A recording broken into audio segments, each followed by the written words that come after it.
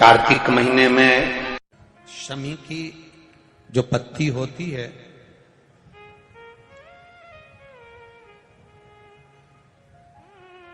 शमी की जो पत्ती होती है, एक पत्ती में जितनी पत्तियां लगी होती हैं और एक पत्ती के अंदर, जरा ध्यान देंगे, जैसे इस पत्ती में ढेर सारी पत्तियां लगी हुई है, उस पत्ती में से भी एक पत्ती तोड़ोगे और एक पत्ती तोड़ने पर उस पत्ती को भी अगर गिनोगे तो उसमें बहुत सारी पत्तियां होती हैं।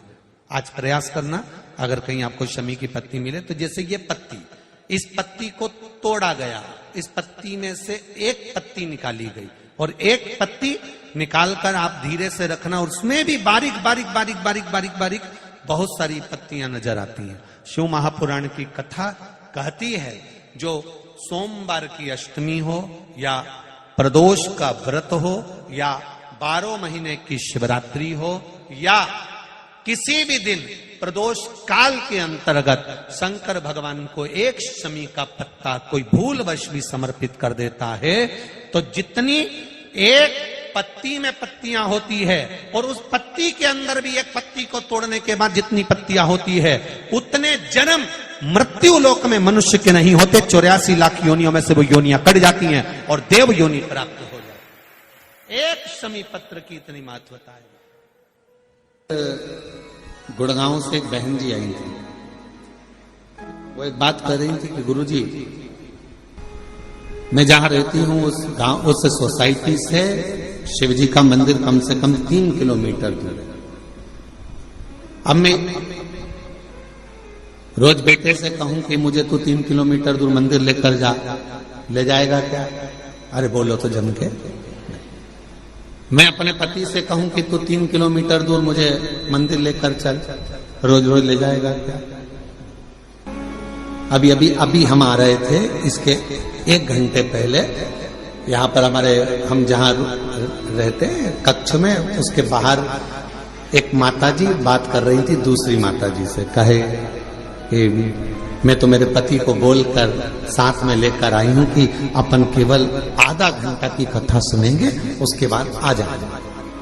हम कल से आए हैं और कल हमारा पति यहाँ आया और कहने लगा चल अपन यहाँ से फिर चलते हैं, चल चल चल। और उसने रात की जो आरती करी शाम की प्रदोष काल की, उसके बाद हमारा पति हमसे बोला अब तो पूरी 5 दिन की सुन के ही जाए।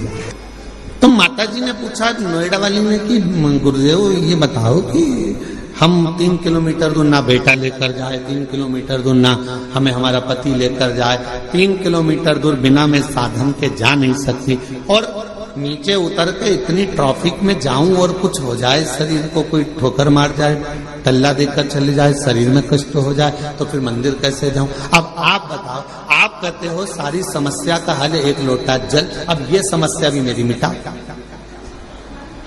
ये भी समस्या। अब तुम बताओ कि मैं जाऊं तो जाऊं कैसे? तो हमने कहा मां, शिव पुराण की कथा कहती है जब तक शरीर चले तब तक भगवान के मंदिर जाकर 1 लोटा जल चढ़ाओ, और जब तुम्हारा शरीर ही इतना भारी हो गया, चल नहीं पाती हो, जा नहीं पाती हो, तो फिर एक काम करो, अपने घर के अंदर जो शिवलिंग है उस शिवलिंग पर जल चढ़ाओ और बाबा से प्रार्थना करो कि मेरे इस जल को महाकाल राजा तू स्वीकार करना, मेरे इस जल को काशी विश्वनाथ तू स्वीकार करना, मेरे इस जल को बाबा वैद्यनाथ तुम स्वीकार करना, मेरे इस जल को हे कृष्णेश्वर नाथ तुम स्वीकार कर। वो स्वीकार करेगा। बचपन में बच्चा सोया रहता है, माँ और बाप को उस बच्चे के पास आना पड़ता है। बच्चा जब बड़ा हो जाता है, उसे भूख लगती है, प्यास लगती है, तो वो अपने माता पिता के पास आता है। शिव महापुराण की कथा कहती है जब शरीर में कष्ट है, रोग समाहित हो गया, पूरा शरीर शिथिल हो गया, आप मंदिर नहीं जा सकते, तो एक काम करो, घर में जो शिवलिंग है उस पे जल चढ़ाकर आचमन करो, और अगर इतना भी नहीं चल सकते हो तो पलंग पर भी अगर पड़े हुए हो तो मानसिक पूजन करो। आज मैंने भोलेनाथ जी को जल चढ़ा दिया है। बाबा मैंने आपका जल चढ़ा हुआ पी लिया है। श्री शिवाय नमस्तुभ्यं, श्री शिवाय नमस्तुभ्यं, श्री शिवाय नमस्तुभ्यं, श्री शिवाय नमस्तुभ्यं। बाबा मैंने जल चढ़ा दिया, बाबा मैंने आचमन कर लिया। पलंग पर पड़ो, शरीर नहीं चल पा रहा, आप अपने कमरे से निकल भी नहीं पा रहे हो, कहीं जा भी नहीं पा रहे हो, तो भी उस शिव को याद करो, उसका भजन करो, उसका स्मरण करो। तुम नहीं जा सकते तो क्या हुआ, तुम्हारे भक्ति के बल से एक दिन कुबेरेश्वर बाबा तुम्हारे दरवाजे तक जरूर पहुंचेगा, तुम्हारे घर तक जरूर पहुंचेगा। आप जाओ।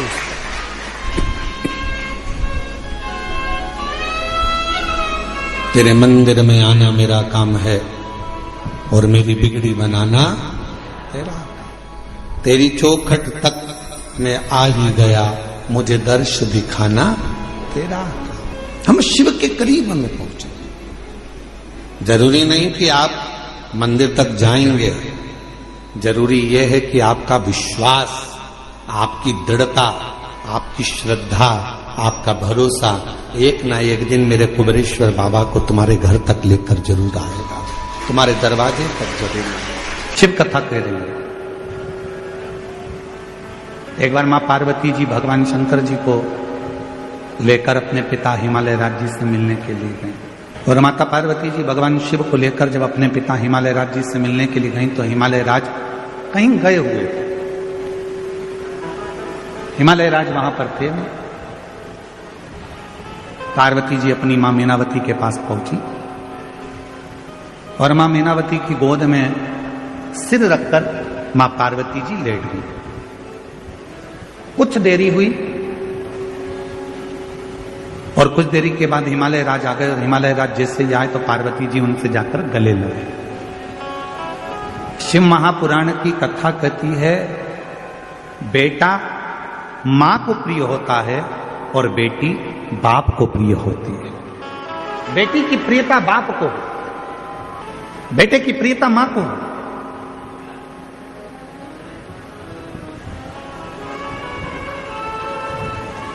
अगर बेटे को कुछ चाहिए होगा ना तो सबसे पहले वो अपनी मम्मी से कहेगा, मम्मा आई 500 रुपए की जरूरत है, आई पापा से कहना दिलाना, भाऊ से बोलना 500 रुपए दे। बेटे को जरूरत होती है तो वो अपनी मां से कहता है, और बेटी को किसी भी चीज की जरूरत होती है सबसे पहले अगर बेटी बोलती है तो अपने पापा से कहती है, पापा ऐसी बात है, मुझे पढ़ाई करना है, इस कॉलेज में जाना है, इस स्कूल में जाना है, मुझे ऐसा करना है, मुझे ये कोचिंग करना है, मुझे ये करना है। उसकी प्रियता उसके पिता से।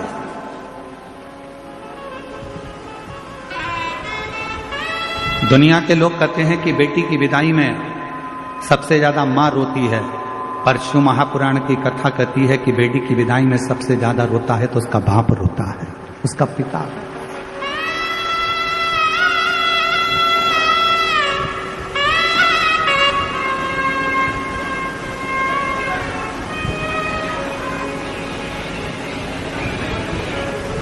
दुनिया का एक दान सबसे विचित्र दान है और वो है कन्यादान। दुनिया का एक दान सबसे विचित्र दान है और वो है कन्यादान। एक बाप अपने दिल की, अपने घर की सारी खुशियां दूसरे के हाथ में दान दे देता है, अपनी बेटी का दान कर देता है।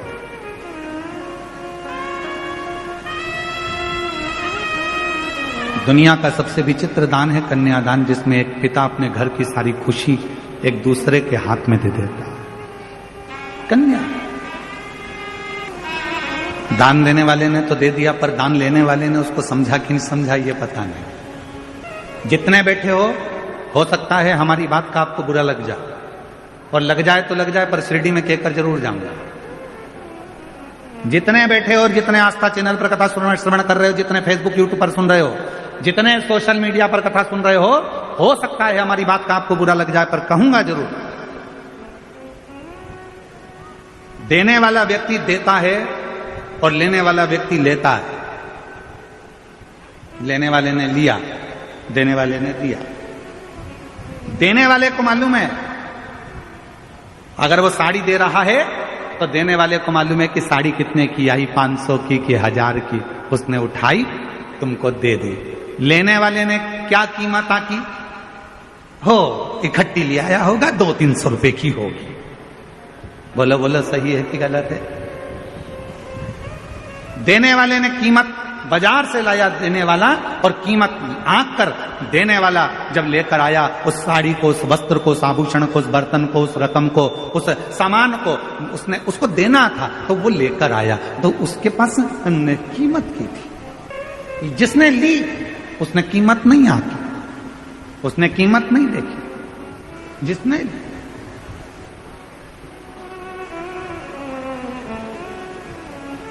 शादी में कौन कौन गया है? किसी की शादी में गए हो कभी? अरे हाथ तो उठाओ जरा। गए हो सब लोग शादी में? अगर शादी में गए होगे तो लिफाफे में पैसे डाले थे? अरे बोलो तो जम के, डाले थे? ठीक है। लिफाफा कितने का आया था? 2 रुपए का? 5 रुपए का? पैसे का तो आया था कि नहीं आया था, ये बताओ पहले तो। 2-5 रुपए का लिफाफा आया होगा, तुमने उसमें 500-1000 रुपए डाले होंगे, पॉकेट में तुमने पैसे डालकर शादी वाले को दिए होंगे। तुमने वो लिफाफा 5 रुपए का खरीदा, सुंदर से सुंदर खरीदा कि अपने रिश्तेदार की शादी है, अच्छा दूंगा। 5 रुपए का लिफाफा खरीदा और तुमने उसमें 1000-2000 रुपए रखकर दिए। अब लेने वाले ने तो केवल अंदर से जो 1100 रुपए थे, 500 रुपए थे, वो निकाले और उस लिफाफे को उठाकर फेंक दिया। उसने उसकी कीमत समझी क्या? उसने उसकी कीमत जानी क्या? देने वाले को मालूम है कि कीमत कितनी है,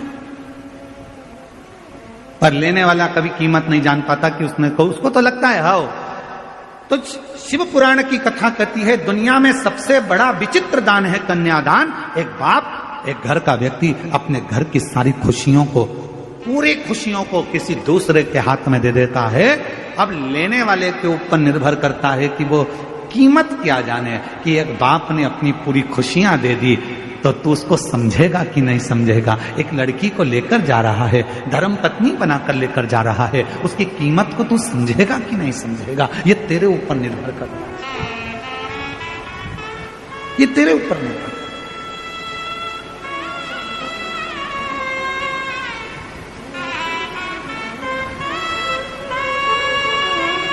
पार्वती जी मां की गोद में सिर रखकर सो रही थी, और माता पार्वती जी जब अपनी मां मैनावती की गोद में सिर रखकर सो रही थी, पिताजी हिमालय राज का आगमन हो गया। और जैसे ही हिमालय राज का आगमन हुआ तो पार्वती जी दौड़ पड़ी, अपने पिता से गले लगने के लिए दौड़ी। मां गले लगी। पिताजी ने पूछा पार्वती जी से कि तू बहुत दिनों के बाद आई है बेटी, क्या बात है? कैसे आना हुआ? क्यों आई हो? कैसे आई हो? दुनिया में केवल एक बेटी ऐसी होती है जो अपने बाप के चेहरे को देखकर पहचान जाती है कि पापा को तकलीफ किया। दुनिया में केवल एक बेटी ऐसी होती है जो अपने पापा के, अपने भाऊ के, अपने पिता के चेहरे को देखकर पहचान जाती है, अपने पिता के चेहरे को देखकर पहचान जाती है कि पिता को दुख क्या, तकलीफ क्या, कष्ट क्या।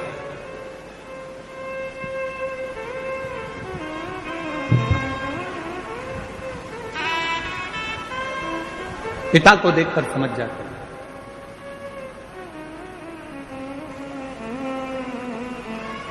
एक बेटी का और बाप का संबंध ही ऐसा होता है।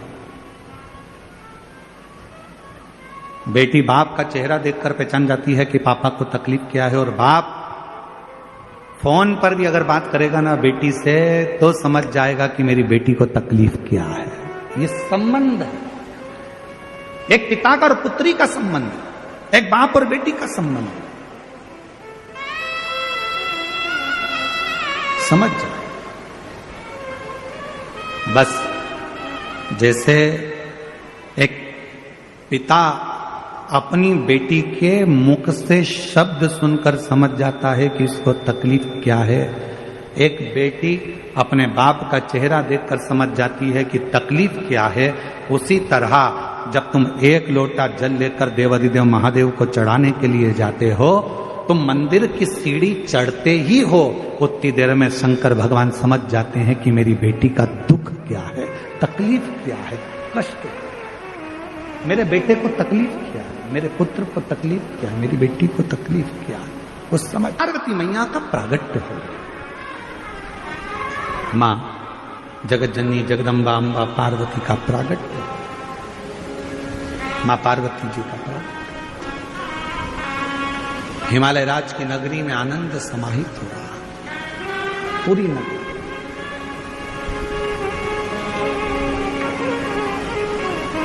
पूरी नगरी सूचना मिल गई भगवान देवाधिदेव महादेव को कि पार्वती जी का प्रागट्य हुआ। सबसे पहला काम भगवान शंकर जी ने एक करा कि पार्वती जी के प्रागट्य पर देवऋषि नारद को पार्वती जी का भाग्य बताने के लिए भेज दिया गया। मेरे ओघड़ रानी ने, मेरे शंभू ने, मेरे त्रिकालदर्शी कैलाशी अविनाशी शंकर भगवान देवऋषि नारद आ गए।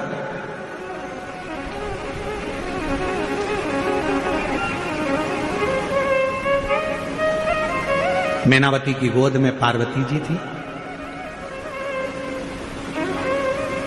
देवऋषि नारद जी ने जैसे ही देखा तो उनका भाग्य बताना प्रारंभ किया। इनको जो पति मिलेगा वो भस्मी रमाने वाला, जटाजूट बांधने वाला मिलेगा। तुम्हारी पुत्री पार्वती को जो पति मिलेगा वो नग्न वेशधारी मिलेगा। और फिर निवेदन है, भाग्य बताने वाले तो दुनिया में ढेर मिल जाएंगे, पर भाग्य बनाने वाले ढेर नहीं मिलेंगे। भाग्य बनाने वाला तो देव अधिदेव महादेव ही। भाग्य तो कोई भी बता देता है, भाग्य तो कोई भी बता देता है। कहीं पर भी चले जाओ, भाग्य बताने वाले ढेर सारे मिल जाएंगे। आपने देखा होगा, आप तो शिरडी में रहते हो, आप लोग तो कभी मुंबई जाते हो, कभी पुणे जाते हो, रेलवे स्टेशन के बाहर भी कोई ऐसी बहुत सारी वो लेकर बैठ जाते हैं। और एक पोपट को, एक मिट्ठू को, एक तोते को, वो मिट्ठू, वो तोता, वो पैरट, वो पोपट एक पर्ची उठाकर लाएगा और फिर भाग्य खोलेगा, फिर बता देंगे कि तुम्हारी भाग्य ऐसा। बोलो सही है कि गलत है? भाग्य तो कोई भी बता दे। भाग्य बताना बहुत बड़ी बात नहीं है, पर भाग्य बदलना बहुत बड़ी बात है।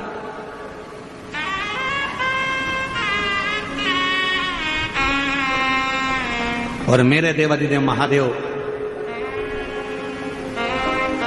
किसी का भाग्य कभी नहीं बताते। यशोदा जी ने पूछा था हमारा भाग्य बता दो, तो शिव जी ने मना कर दिया। मां कौशल्या जी ने पूछा था कि राम जी का भाग्य बता दो, तो शिव जी ने मना कर दिया। शंकर भाग्य नहीं बताते, शिव जी का काम है। शंकर भगवान कभी भाग्य नहीं बताएंगे। इसलिए ये व्यासपीठ हमसे कोई पूछे कि हमारा भाग्य बता दो, तो हमको हमारा ही नहीं मालूम, तो हम तुम्हारा क्या खाद बताएं? ये व्यासपीठ भी कभी किसी का भाग्य नहीं बताते। सियोर वाला महाराज कभी किसी का भाग्य नहीं बताता। शिव महापुराण की कथा कहती है शंकर भगवान कभी किसी का भाग्य नहीं बताते, पर शंकर भगवान एक काम करते हैं, एक लोटा जल चढ़ाने वाले का भाग्य बदल देते हैं, भाग्य बना देते।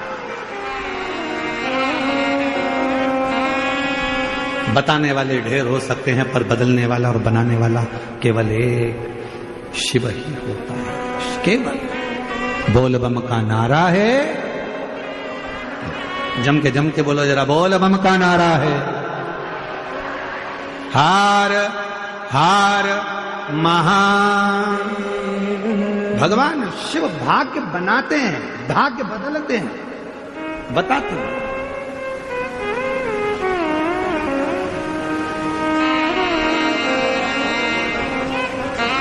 देवऋषि नारद ने भाग्य बताया। पार्वती जी को जो पति मिलेगा वो ऐसा मिलेगा, जटाजूट बांधने वाला, भस्मी रमाने वाला, नग्न वेशधारी। हिमालय राज के मन में आया कि मेरी बेटी की किस्मत ऐसी लिखी, मेरा बेटी का भाग्य ऐसा लिखा।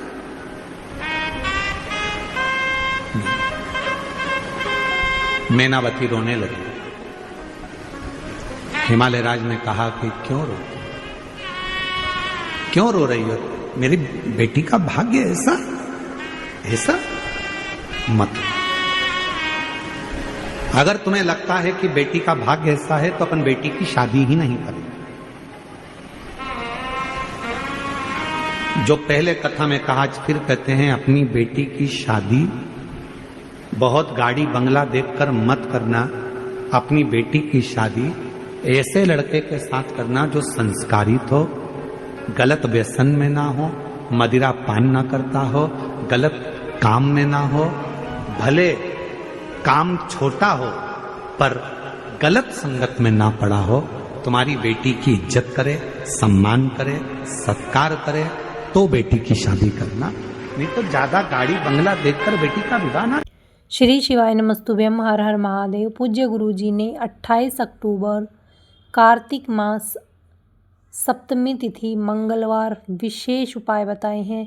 समीपत्र के विशेष उपाय इस कथा में बताए गए हैं। वीडियो को ज़्यादा से ज़्यादा शेयर करो ताकि सभी को इनका महत्व पता चले। समीपत्र का भगवान भोलेनाथ की कृपा सभी को प्राप्त हो सके। समीपत्र एक अगर हो सके तो प्रदोष काल में प्रतिदिन अगर आप चढ़ा सकें तो अवश्य चढ़ाएं। वीडियो को ज़्यादा से ज़्यादा शेयर करो, लाइक करो, कमेंट करो, चैनल को सब्सक्राइब अवश्य कर देना। जय श्री राम, जय श्री महाकाल, हर हर महादेव। श्री शिवाय नमस्तुभ्यम।